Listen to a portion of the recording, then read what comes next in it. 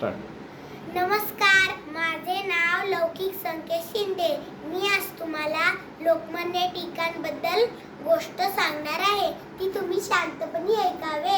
स्वराज्य हा माझा जन्मसिद्ध हक्क आहे आणि तो मी मिळवणारच, असे सिंहगर्जना करणाऱ्या टिळकांचा जन्म रत्नागिरी चिखली इथे झाला, पण त्यांचे बालपण आणि शिक्षण हे पुणे इथे झाले.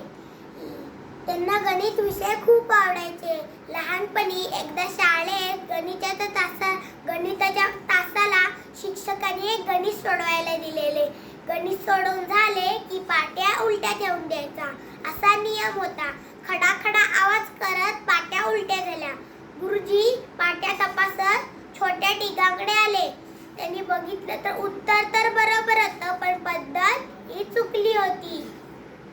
गुरुजींनी टिळकांच्या पाठीवर चूक अशी फुली मारली. टिळक म्हणाले, नाही, माझं गणित बरोबर आहे, पद्धत चुकली आहे. थोड्याच वेळाने गुरुजी बाहेर गेले. टिळक प्रिन्सिपलकडे गेले. टिळकांनी त्यांना दाखवले.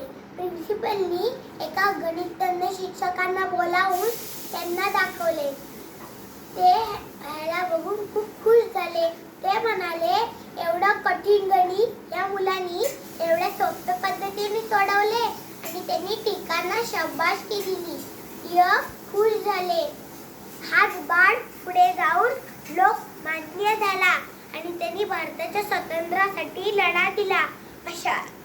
अशा या टिळकांना माझा कोटी कोटी प्रणाम. थँक्यू.